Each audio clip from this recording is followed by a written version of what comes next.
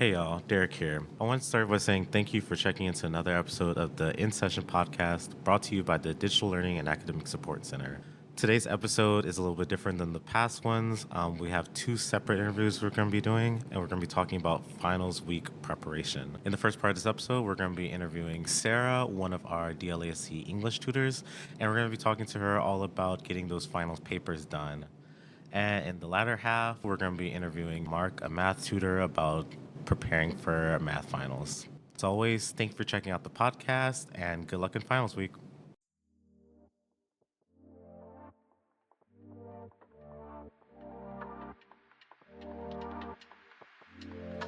Hi, this is Derek, This is Miles. and this is In Session.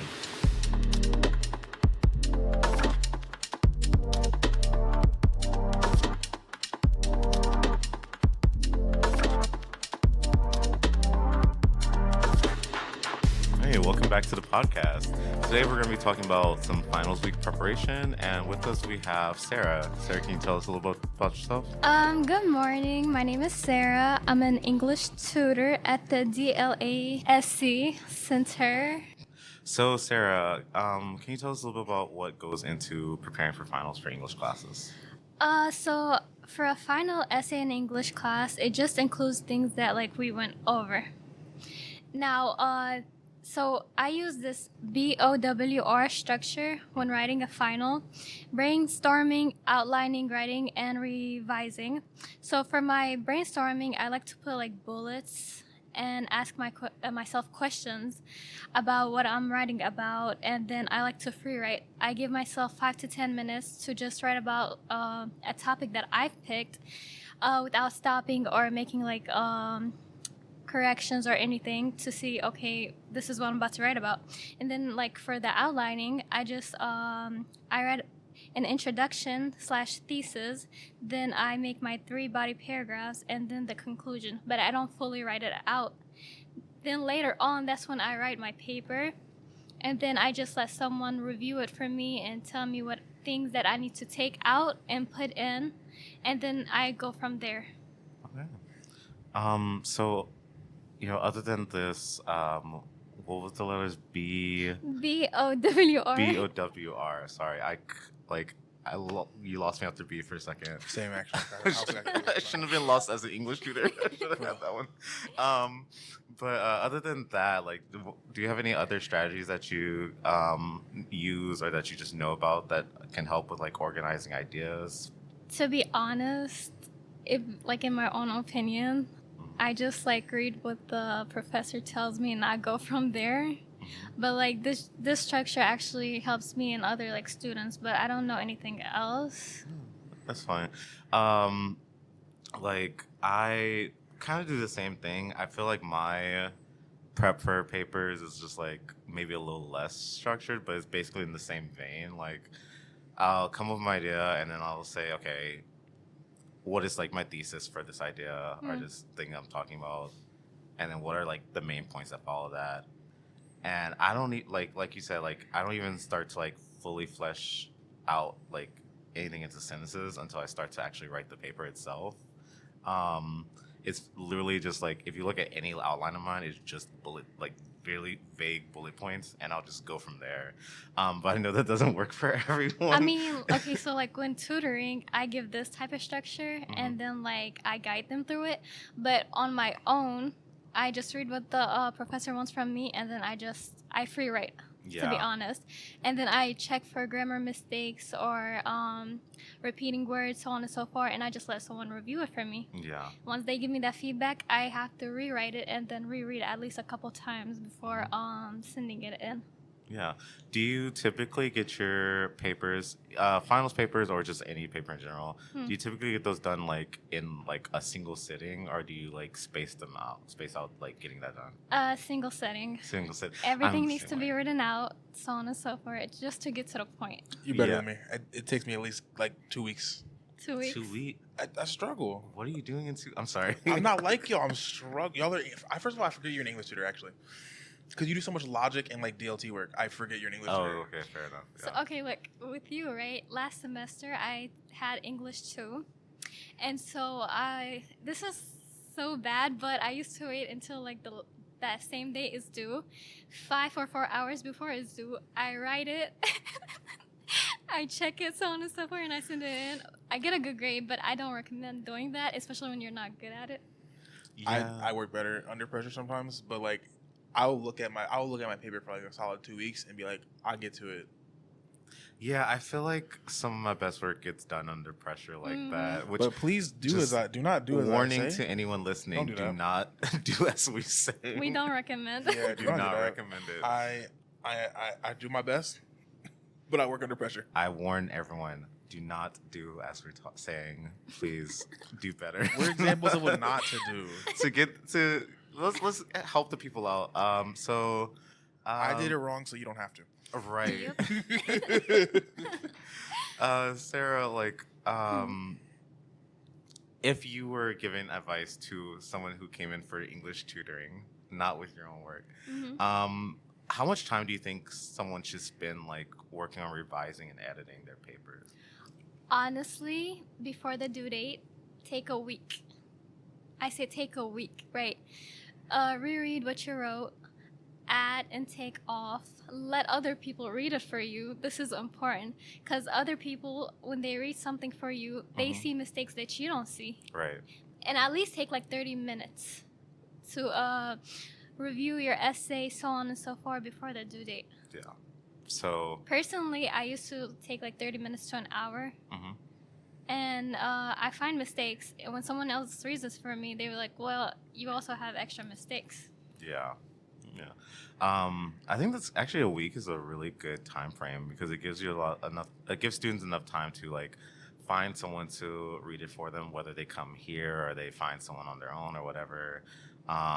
It gives them time to like take a break from the paper because I feel like that also helps people. They spend all this time working on this paper and like, you know, it kind of takes over in their head and it really helps to take a step away from it and then look back at it again with fresher eyes.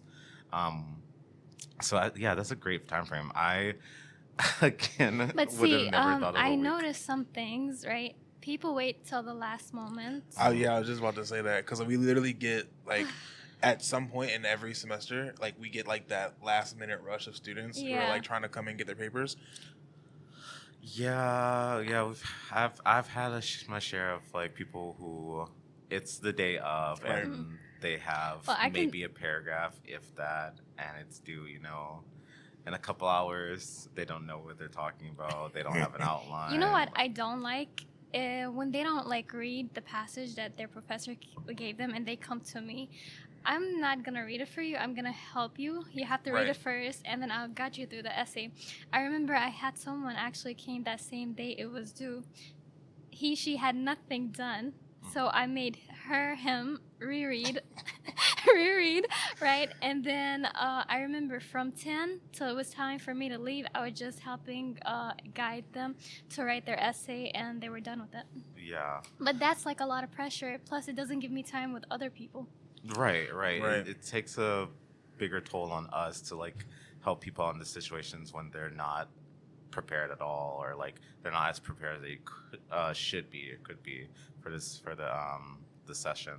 And also, we'd really advise you come in earlier because if you come in earlier, that's just more sessions you can get in. Yeah. So you're probably going to get a better grade on your paper. Oh, absolutely. I Oh agree. my gosh. And we can literally like schedule time to set aside with that student to say, okay, let's set a goal, like by next session you're gonna have this done.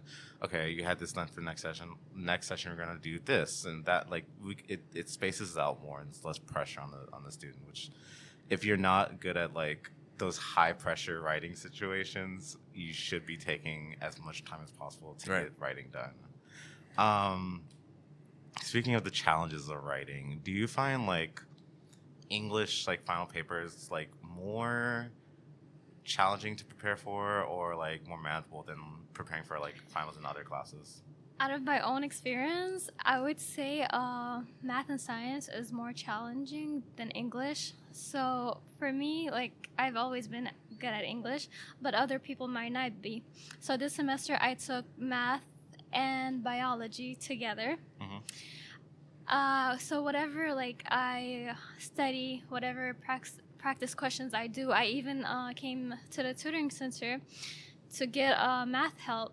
It would just go out the door the moment like the exams come through. It was so hard for me. I had to drop a class and take it in the summer so I can like study more. And then with biology, I'm trying my best. Yeah, I totally relate, because I feel like math takes a lot of more repetition than English does. When like, especially, you don't have as much creative freedom with English as you do with math. Because like, if you enjoy, or you don't have mean like, the other way around. Oh, right, Okay, yeah. You're looking at me where like, yeah. It's like I feel like you can be more creative with English. Thank you. You don't have as much creative freedom with math as you do with English. Whereas if you feel like you're passionate about writing about something, you know, you can express how you feel about that topic in your words. Mm-hmm. But you know, math, quadratic function is quadratic function. Figure it out. Actually, that's what I personally find more challenging. Is like math, you're going to have a specific correct answer. Yeah. Whereas English, like there's some leeway. Like you can, I can maybe I hate to say it, like BS a little bit more, and like 100%. make it sound more flowery and like make it sound like I know what I'm talking about. With English, you don't have no right or wrong answer. Correct. Yeah. Yeah. But like personal experience, I think I'm really good at, even if I have what could be a wrong answer, making it sound like it's a right answer. Gaslighting? What? Gaslighting? Okay. Anyway, let's change the subject. But yeah, no. So I think at least personally for me, I'm better at like that kind of stuff. So like that's what makes like other class finals way more difficult to me. I'm like, oh, I need to know like this specific thing because that's the right answer. Whereas English, I'm like, okay, I can argue for almost anything and make it at least sound, like a sound argument. And I can make it work even if the professor doesn't agree with it. I feel like with the correct evidence and like the correct wordings, whatever you put on that final, you're good. Yeah. Exactly. That's what I'm good at. I could pull evidence from not anywhere, but like I could pull evidence and make something work. So I think that's what makes math and science and all You're not that. really beating the gaslighting. Okay, we don't have to talk about gaslighting anymore. Anyway, I think that's the last question. So, like, how do you think English final papers like help demonstrate like what we learned throughout the semester in those classes? I feel like for finals in English, you reflect a lot on your writing throughout the whole semester. You see what you have done from like day one until like the final, and how better you became at writing. For example, for me, remember how I mentioned that I used to rush through the paper? Even though I would get a good grade, I felt like something was missing. So when I started to take my time and like reflect on past essays, my final, I did a really good job when I started taking time and actually seeing, okay, a final, not the final, but like essay number 1, I did this and that mistake. And so I shouldn't repeat it on my finals. But also I used to have a really good professor. So he would give like a lot of feedbacks. You need to do 1, 2, 3. He would give me also time. So also that lets me pull every single skills that I learned, which is like reading skills, analyzing, writing techniques, grammar, and it also let me be very creative. And with like the finals, since I had like a lot of choices on what I can write about, I was able to speak like my opinion, talk about real life cases, so on and so forth. Then let me gain a lot of knowledge. I improved in my writing a lot, and I developed like different perspectives, so on and so forth. Yeah, I feel like especially whenever you can write about something that like you can draw experience from, I feel like I almost feel like I'm like, if I have to write something that I can draw an experience from, I feel like I'm gonna get automatically like a better grade because I don't have to worry about like finding new information and informing myself on a certain topic. Yeah, with the material. Yeah, no, definitely. I feel like I'm like the outlier here. That's my weakness, is because I tend to get unfocused whenever I write about stuff that I'm too connected to. I'll like think of like all this other stuff that I know about the topic, and then I'll forget like what my point is basically. Right. And so I have to like reel myself back in and be like, okay, focus on this is the topic or this is the point of the essay. Whereas it's something I don't really know, and I have to like actually like put like research into like learning it and stuff. Oh, I'll spot that stuff off like immediately. That's at the top of my brain. Like I know it. Have you ever had a moment where like you have too many thoughts in your head for an essay, and then it starts to run out because you don't write it down? Yeah. It happens all the time. I have actually gotten into the habit of if you go through the notes app on my phone, you'll see just random notes that I make by myself. But it tends to be things that I'm like, okay, that's a good idea for whatever I'm working on. Like I will forget this. Let me type it out immediately. Because that's happened to me times where I'm like, oh, I have all these ideas, and I go to do something, and I'm like, what were those ideas again? I can't remember. So yeah, that's a great. I think that's a great piece of advice I can give to people. Like, when you have that idea pop up, is even if it's like random time of the day, like write it down somewhere, type it out somewhere, like just to get it out. This is also something I recommend to students whenever I tutor with English is like just get the ideas out first and then go back and like look over what you have and like try to revise then, because I feel like a lot of students get caught up in like, oh, I need to make this perfect the first time, and then we can like look at it and see like some stuff to tweak, and they get stuck on like, oh, how do I make this sound right, how do I word this correctly, how do I make this argument right. And it's like, no, get the ideas out, then take some time a little later and like tweak and fine tune, and then we could like actually like look and revise and edit the paper itself. Yeah, I agree. I think the hardest part for me is like actually getting pen to paper. Like, okay, we don't use pen and paper no more, but like You don't use pen and paper anymore. well, I mean, when's the last time you wrote an essay? You type it now. I like to write like I'll do like at least an outline or something like on pen and paper sometimes. You're a bit older. My bad. I mean, whoa, I used to do that too. Yeah. It's not important. Yeah, it's not about age, Miles. Well, in the modern day, we don't really put pen to paper anymore. We put hand to keyboard. But we still can. The thing is, like with keyboards and stuff, a lot of people cheat. Yeah. Yeah, oh, yeah, that's true. Yeah, and like another thing that I think I've seen students struggle with a bit when it comes to writing is like basically like finding their writer's voice. Like a lot of students come in and they're like, I don't know how to explain this in a paper, and I'm like, okay, well, like explain it to me. Explain it first, and then like we'll work it let's out. talk. Right, exactly. Explain to me like how you understand it, and then they'll do that. I'm like, okay, so you know this, so like let's like explain it how like just like that, and then we could work on, okay, how do we reword this? How do we make this sound more appropriate for an academic setting? The but ones, not to cut you off, but Oh, the you're ones good. that get to me are the ones who don't comprehend what the professor is asking them to write. Yeah. And it's like, explain it to me first so I can explain it to you. Yeah. But sometimes the professor themselves is like confusing. Yes, sometimes there are very confusing instructions. I know not that long ago I was helping a student and I looked up at like what the professor gave them as far as feedback, and I was like, I have no clue what this professor is asking for you to change in this sentence. Like, I don't know. So sometimes it's the professor, but sometimes like you said, like students aren't completely like understanding what they're being given to do. The thing is, like, they should reread at least a couple of times. Yeah.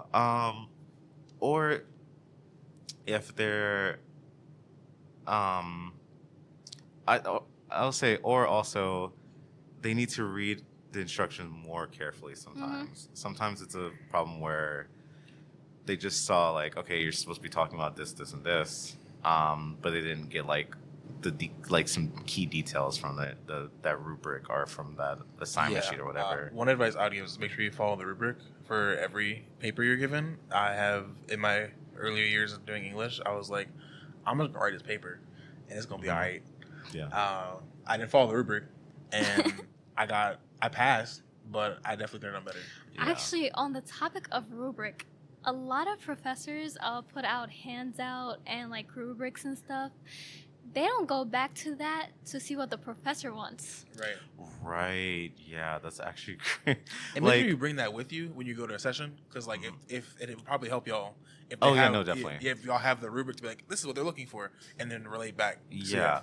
Also, that reminded me, like, if you're given like a sample essay, look at the sample essay and see, because obviously, if a professor's taking like a student's essay to like show as like example, that person did really well at whatever the professor was looking for. So like, I'm not saying like, of course, you're not gonna like copy that essay verbatim, but like, look at what they did well in that. Like, okay, how did they, how did they structure their essay? Like, how did they present their main ideas? How did they present the evidence to back that up? Things like that. And look at what that sample did and try to apply those things to your essay. And it's literally like a guide. They're guiding you. Yes. Yeah. Okay, Sarah, thank you for joining us for this episode today. Thank y'all for having me here. Of course.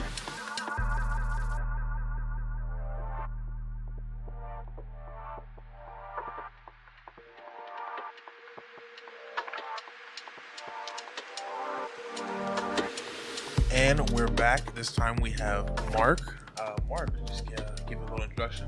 Let people know who you're about. Hey, yeah, I'm Mark. I'm a math tutor here, engineering major. All right. What math specifically do you tutor? Is there a limit? Like, do you do all of them? Yeah, I tutor every math that I've taken so far. So college algebra, trigonometry, calculus 1 are the main ones. Okay. Given that, I guess first question would be, what is the most common math that you see people struggle with? Well, we get the most people in here for college algebra, and I think that's because every degree requires college algebra, right? And most of the degrees are not math oriented, so you have a lot of people taking college algebra that don't necessarily want to be taking a math class. I completely agree. I took college algebra a few times myself, didn't always pass it. Is there like any particular topics you feel people struggle with college algebra? Because like me personally, I had a very large issue with like quadratic equations. Do you feel like you have students who have issues like that? Absolutely, yeah. A lot of people come in with problems on quadratic equations. Another thing I see a lot is graph analysis, just people struggling to read a graph and understand kind of the information that's presented on it. Aside from that, I mean, there are a lot of challenging concepts in college algebra, from logarithms to imaginary numbers, and just the basics, working with fractions and moving the pieces of the equation around without changing the value. That kind of stuff is pretty challenging, because for a lot of people, this might be the first time that they have taken math in a number of years, and so it's quite a bit of review, and at the same time, the new material goes quickly as well. So it is challenging, but if you really apply yourself and just keep practicing, it comes together.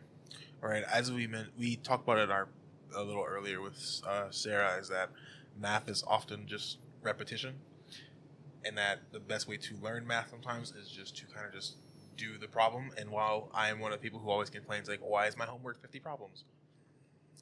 Yeah. It's good practice. Yeah, absolutely. Repetition is massive in math. So just for a little background, last semester I took Calc 1, and I hadn't had an algebra course since high school, and that's about 20 years ago. Old. So somebody likes to make jokes about age while we record this podcast, so I'm not the oldest person in the room anymore. This is the only time that's gonna happen. Sorry, sidetrack. Well, one of the things that I had to come to terms with pretty quickly was that I'm not going to understand what the heck is going on, and so that was really frustrating. It was really hard. Every time I would be kind of unable to let go of the idea that I couldn't understand it, I would just make it more challenging for myself. So what I learned to do was not try to understand it at first. I know this is probably crazy, counterintuitive advice, but you really just want to look at what the person who knows what they're doing is doing, and try to see if you can identify a number of steps to get to your solution. Just write down those steps with an example, and then just apply them. Like, I'm talking brain dead. Just look at your problem, look at the steps you wrote down, apply the steps one by one. Don't even try to understand what they are or why, and repeat that process until you can do that process without thinking about it. Once you've done that, and you continue to practice through problems, you will see that an understanding starts to form. And I think that's the best way to approach math personally. Some people can approach it from a theoretical perspective, but I don't think that that's most people. I'm not one of those people. So I find that breaking it down, like I said, into steps, following those steps until I can do those steps confidently is the best way for me to succeed in math classes. Nice. Honestly, that was fantastic. I was going to ask you how it was the best, most effective way to study. That actually helps. What? Because you actually have me stumped a little bit because I was really about to ask you that, so I had to kind of gather myself. But as you said, you are like a kind of more non-traditional student. You hadn't taken college algebra course since high school, you said, right? Yeah. So, like, what do you recommend for people who are because not many people are going to be taking the calculus 1 courses, stuff like that. As you said, not a lot of degrees don't require the higher maths. How do you recommend people get through college algebra, since that's usually one? And me personally, I'm taking business calc. Is there any other tips you have that can help them kind of get through those math courses? You mean specifically for people who aren't going to go too deep into right. Into the more common or traditional math courses? Right. Yeah. Yeah. I would say just try to find sources online that don't dive too deep into the theory and the why of it. Try to find resources where you get to practice a little bit after you see a lesson. So a couple of my favorite resources are the organic chemistry tutor on YouTube. His videos are short. He doesn't bother you with a whole lot of stuff that doesn't make sense, because if you're not steeped in mathematics, then a lot of the explanations aren't really helpful. It's just a bunch of jargon that takes you time to translate anyway, when it could really be explained in a better way, or it could just be presented as a simple solution. And so the organic chemistry tutor does that really well. If you just need a 5 to 10 minute video that's going to help you figure out clear the log jam, so to speak, and get you working these problems. If you want something that's a little more thorough, but still very simple and easy to follow along with, you just have to put a little more time into it. khanacademy.org is a really great resource. You sign up for free and you can enroll in their courses, and you can skip around in the course if you like, or you can take it from beginning to end. They have a college algebra course, and the way it works is there is a section where there's a short video on the topic. There is a traditional, more of a textbook looking like a format or format layout. Layout. Yeah. And then there's a little quiz section, and at the end of every larger section there's a little bit of a test. And what I like about that is that there's often really cool little tools in there. They'll have little graphics you can play with to understand graphically what's happening, while you're also just working with it algebraically. So I know that people don't necessarily always want to spend a lot of their extra time looking at mathematics, but I also find that sometimes the textbooks and the coursework can be a little bit dry, and if you didn't get it when your teacher was explaining it to you, then it's pretty challenging to want to go look at the textbook. So these other tools are a little more interactive and kind of give you that teacher experience, but on your own time and at your own pace. Yeah, I 100% agree. I think that sometimes when you're in a classroom, it can be a little boring and you can get a little distracted, especially like me, I have ADHD, so I get kind of distracted with what's going on. It makes it hard for me to focus on my classroom. You're distracted outside the classroom. True. Also, I I feel like with like as you said with textbooks and stuff, the information is kind of just really dry sometimes. Yeah, it can be really dry, and it can be really wordy. That's another problem is you don't know where the information that you actually need is, and so you kind of have to spend a lot of time sifting it. So if you have an e-textbook, another good method for that is you can actually copy a whole section and just paste it into something like Thea, is an educationally oriented AI, and click summary, and it will give you a summary of everything that you just put into it. You can also use other AIs, and you can give them a prompt like, explain this to me like I'm a fifth grader.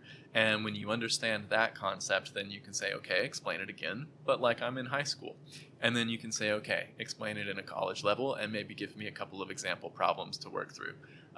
And it's the tools are out there. It's just how do you use them? Yeah. First off, shout out Thea. We've been working with them for a while. Free Thea promo. Love that. Yeah, I definitely don't recommend using AI for any of your actual coursework. However, it is a really useful resource for structuring your study programs. Yes. So it can definitely help you to summarize and understand information much more clearly, and to even help you to create practice tests. That's one thing that I think is really important if you are really unsure about what to study for your next test. You can take your syllabus for all of the concepts that are going to be on this next test, just copy and paste that section of your syllabus into some sort of AI program and say, hey, can you build me a practice test that encompasses all of these concepts? And then it'll give it to you, and you can take your test and see where you struggled. Because that's the other thing, is that a lot of people, when they go to study for a test, they just look at the whole thing and they start at the beginning and work their way through each concept one by one to the end. But what if you run out of time? Or what if you already knew the stuff from the first half pretty well? Then you just wasted a lot of time not learning the things that you're challenged with. So when you take a practice test, you can say, oh, I really struggled with these concepts here. That's what I need to go spend most of my time on. Right. Yeah. And that's again where Thea really, programs like Thea really come in. Like I use Thea to help me study with not math. This is gonna get a little like, you don't do math. off. Let's be honest. I don't do math. You're right. I don't. But I used it because I've been taking my exams for getting ready to go and teach, and I used Thea to help me study for my last exam. And I was like, oh, okay, I know these things pretty well. Let's like remake the study guide or this practice test with like the stuff I really don't know, and like just working through the stuff I wasn't familiar with. And I think it really helped me. Yeah, I was about to ask.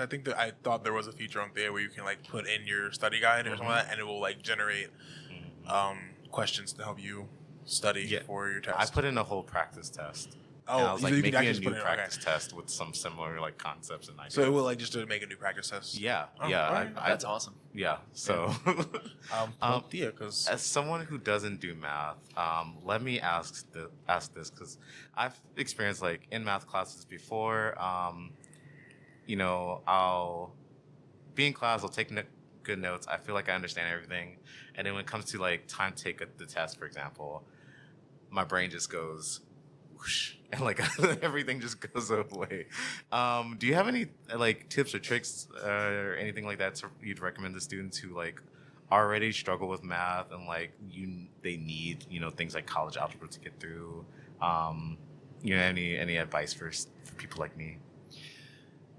Yeah, well, you're not going to like it. Oh, no. Here's the hard work speech. Yeah, I mean, that's really what it comes down to. You just need to grind out as many of those problems as possible to where, because what you're experiencing here is that you understood the concept, but then your understanding blanked on the test. Yeah. And so what you need to do is actually wear a path into your brain where you've done this problem so many times that you just kind of have this isn't completely accurate, but you have like a sort of a muscle memory for how to solve these problems. Yeah. It's sort of like, I don't know if any of you remember when you first drove. It's like you understand the concept of driving, but it is a terrible, awful thing when you have to change lanes or merge for the first time, and like you can't. It's really hard to track all the mirrors and everything that's happening all at once. And so that's when you just now understand the concept of the math problem, but you're put into a difficult situation with the test. It's really overwhelming, and you don't really know what the best course of action is. But once you've driven a million times, then it's just you don't even think about this stuff, and it just comes really naturally. So that's really what it comes down to, is like, okay, I get the concept. Now it's time for me to grind out 10 to 15 more problems until it wears a path in my brain. Yeah, a former teacher of mine that in high school that I had, his thing was like, when you go and pick up the controller in your game, could you teach me how to play it? And I'm like, you know what, I can't. But I know how to play it though. So like, the mind, just straight up like muscle memory of just like, oh, I've done this 1,000 times. Mm-hmm. I could just do it, anytime, any day. Mm-hmm. I guess it would carry over to math. And that's one of those things in general that when they talk about studying or developing a new skill, there's the old saying that practice makes perfect, but someone revised it and said perfect practice makes perfect. Right.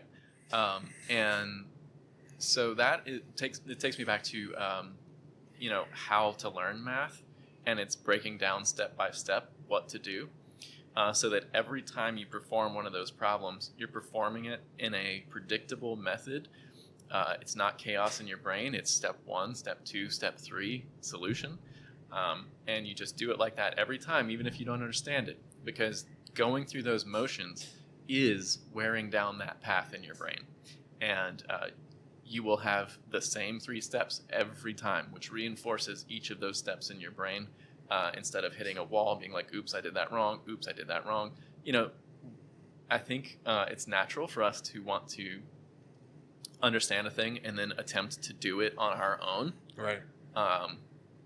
But that can be a pretty big challenge for something like learning mathematics, where you really just want to get it right every time, and there's really no point in trying to white knuckle it and do it yourself. Just write down the steps, follow the steps, do it like that, practice it a few times, a million times, and honestly, that's less stressful too.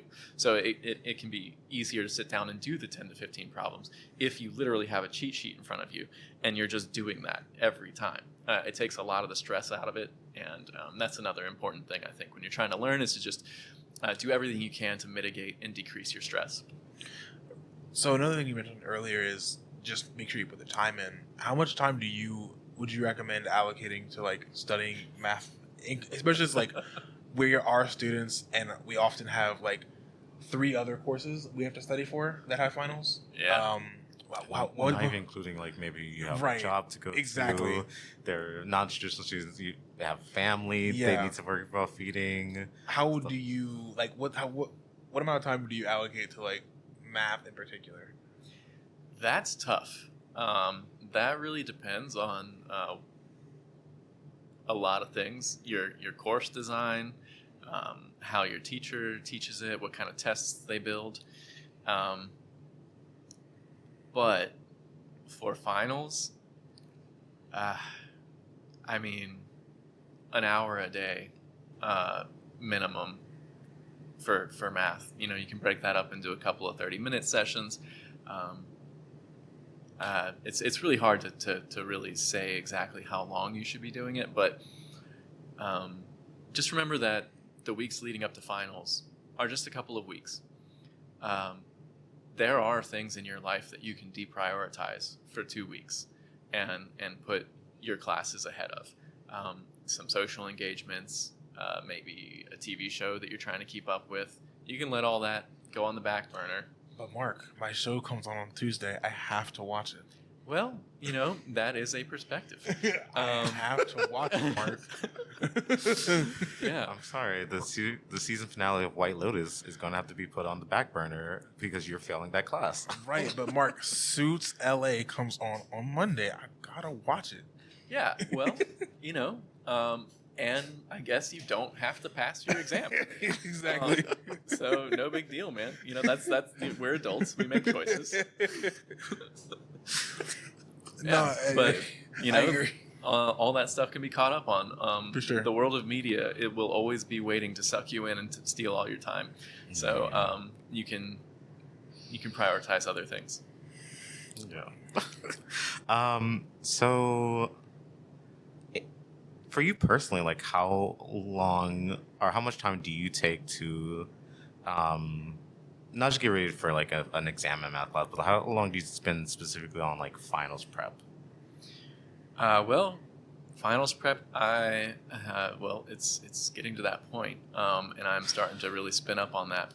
But when I hit my peak, I'll probably be spending, 5 to 6 hours a day on finals prep. Bless you. Bless you. But I like my A's. Fair enough. That's totally fair. I and my ADHD brain has to like take a break in between. Yeah. I'm lucky if I can get like a solid hour and a half just strictly on math. Mm-hmm. Oh yeah. Well, it's not all at once. Okay. I'll do like at maximum like a 2-hour burst. But yeah, I'm pretty ADHD, and that is a solid study session. Like I get up, even if I'm in the same place and I don't change environments, and I continue studying, I need at least 15 minutes to stand up, walk around. I'll call a friend, something like that. Get my brain on anything else. Go enjoy the sunshine if it's nice outside, just something like that, and then get back to it. Yeah, I feel like especially so we were talking with English earlier. When I'm doing an English paper, I don't want to take a break because if I take a break, I'm going to forget exactly what I was typing, and I'm going to be like, oh, if I leave now, I'm just going to get lost. But if I'm doing math, I'm like, I really don't want to do this next problem. I'm just going to use whatever excuse I could have to kind of get this break in. So yeah, math is a struggle for a lot of people, me especially. Yeah, that's a really good point. That's a good marker for me actually when I'm studying is when I am dreading the next problem, right, and I'm just feeling that sinking feeling in my chest, and like my brain is doing everything it can to slide off of it. Yeah, I'm like, okay, it's break time. Yeah, there is no point in forcing yourself. It's time to take a break, but leave all of your study stuff open and ready to go somewhere, and just like walk away from it, come back to it. I promise you'll feel more refreshed and more ready to get into the next problem. You just gotta keep trying. Yeah, so I'll be on the same problem for like 5 minutes, getting it wrong on my math lab, and I'm like, all right, I'm gonna take a lap. Yeah, that's how I'm with like papers I'm writing. Like if I get to a point where I'm like, I can't even tell you what I just wrote like 2 seconds ago, like what the last like 2 or 3 sentences say. Let me take a quick break. Let me just take a little walk, get some water, stretch my legs, something. Yeah. It's like it's kind of like what I was telling Sarah, and I know this applied to English earlier, but it's always great to take a step back sometimes, relax your brain, and then come back with fresher eyes. And I know I related that to like looking at a paper, but it can also be applied to like math problems or whatever other classes. Like you're tiring yourself out needlessly a lot of the right. time. And just causing yourself a lot of stress when you try to force yourself to like get through something in one sitting. Yeah, I'm glad you say that because a lot of this comes back to stress. Stress is so important because you can't form memories unless you sleep well.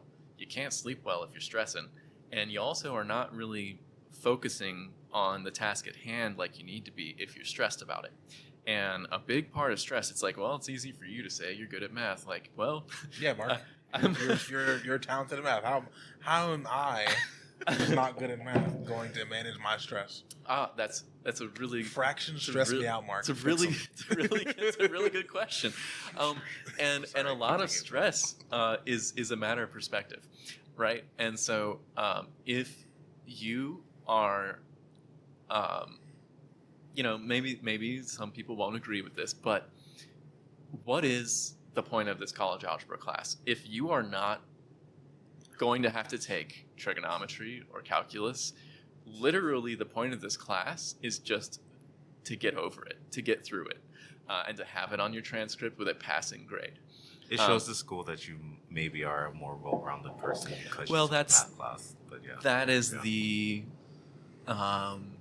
that's the talking point that they use to keep it on everyone's curriculum. But let's keep it a buck. It don't feel like that. It feels like y'all put me through this course, and I'm kind of wondering, like, whose door am I knocking down? Because, like, I'm taking it. For example, I'm taking a 7-week business calc course. Well, I will say that I'm trying to be as diplomatic as possible. Yeah, no, that's fair. I think also like a lot of students, if you look at, say, like a syllabus for the classes that you're taking, there are other like underlying skills and stuff that you're building while you're in that class. Maybe you don't need algebra for whatever you're about to do. But, Right. like, there are other things that you're building by taking this algebra class or taking that, English composition class or whatever. And among those skills are just resilience Yeah. in the face of adversity and challenge, because many people are not skilled naturally in mathematics. Another one of them is stress management, and a big part of that, to circle back, is perspective and understanding that you don't need an A in college algebra to get your degree is really important. You just need to get that passing grade and get through it, because if you're here for an associate's degree, then and that's what you're going to use to go get work, then that's all you need is the associate's degree. Whoever you go to apply to is not going to say, what'd you get in your college algebra class? They don't care. They're just wondering, can you do stenography? Can you do sonography? Like, are you? Can you weld, or I don't know, Right. whatever. Can you take blood pressure well? Yeah, Are you right. able to talk to people? They do not care what your college algebra grade was. So it's really ironic that if you are so stressed about getting an A or a B on your final, you might actually just drop to a D because you didn't study effectively. It's really important to just be like, okay, I need to get as much of this information as I can to harvest as many points from this test as I can. It's not about learning all of it perfectly or learning any of it perfectly. It's just learning enough, which brings me to another point. When we're talking about harvesting points on a test, Yeah, test taking strategies. that's what I asked you. Like, you've taken enough math tests. You've also helped people with they're studying for their finals and midterms. Mhm. What is some test taking strategies that you've learned that kind of help people make it? Or are the most effective. Yeah, like make it a little bit easier, a little less stressful. Yeah, well, I can really only speak for myself here. I mean, I share these with people that I work with, but number one is just go through the full test fairly quickly, and don't try to dive too deep on any one question. If you know how to do it, then you know how to do it, and just get it done and move on to the next one. If you meet a question and you say, oof, I know how to do this, but I can't remember right now, instead of beating your head with a pencil until you remember, just move on to the next question and get as many questions filled out as you can. So that's number one, is get the easy points Yeah. first. I like, actually, I'm sorry not to interrupt. Go for it. But like that made me think of my personal experience with taking tests in not just math but like other classes as well. Like sometimes I'll get stuck on something and I'll beat myself up like trying to remember it, and then when I move on, there's something that like hints at the answer to that question, like a later yeah. question, or something that brings me to that answer later on in the test. And I'm like, I could have had this 5 minutes ago. If I And would've just often that looked works later. for not just math. That works for like Yes. most courses. Mm-hmm. Like if you're taking like U.S. history course, you'll probably find that answer somewhere in else. that test. Yeah. So yeah, that's the other thing. That's one of the other advantages. So number one, you get all your easy points first. You don't miss any of them by running out of time. Number two, you might find the answer, or you might just remember it, because sometimes, not to get too off topic here, but that's just a warning that I'm about to.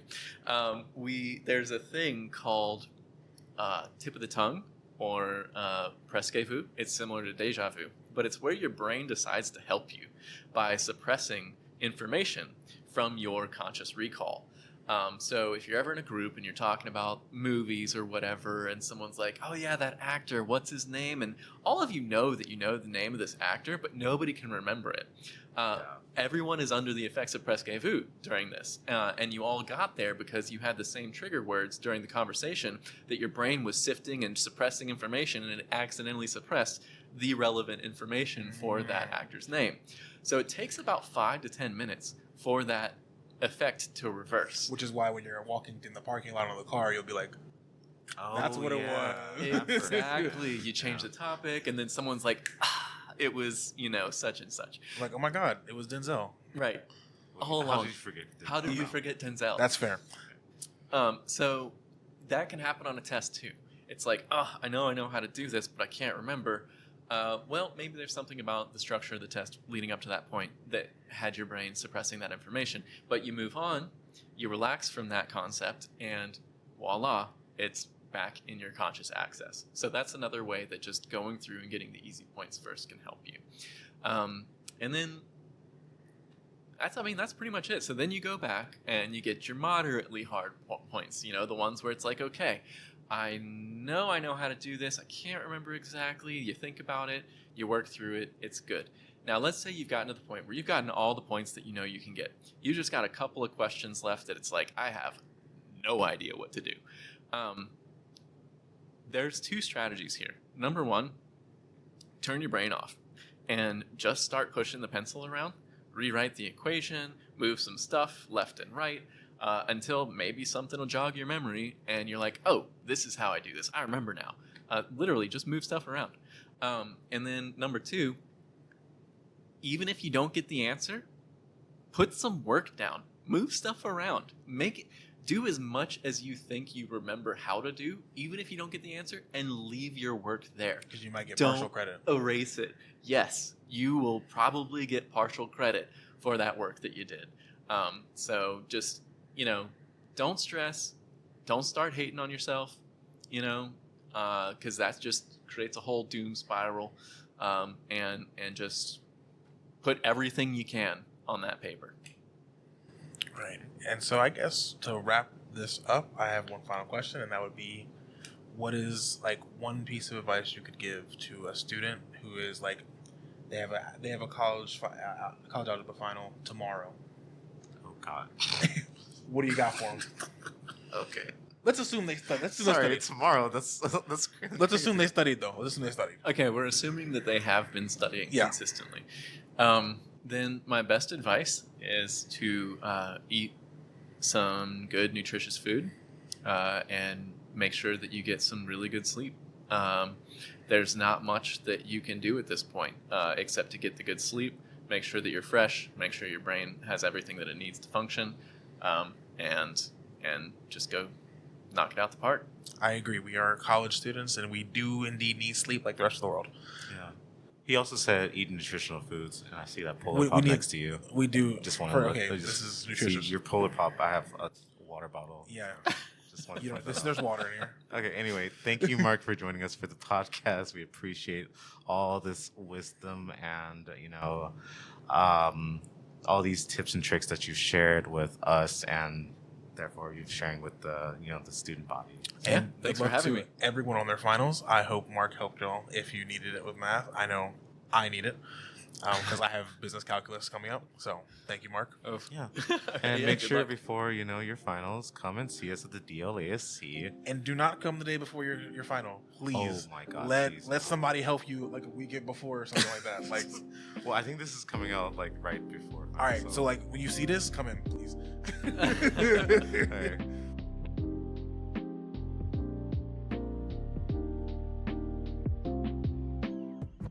Thank you for giving our podcast a listen. We're excited to bring you more content. You can check us out on YouTube, Spotify, Apple Podcasts, and Google Play. Thanks again. This has been In Session with Miles and Derek.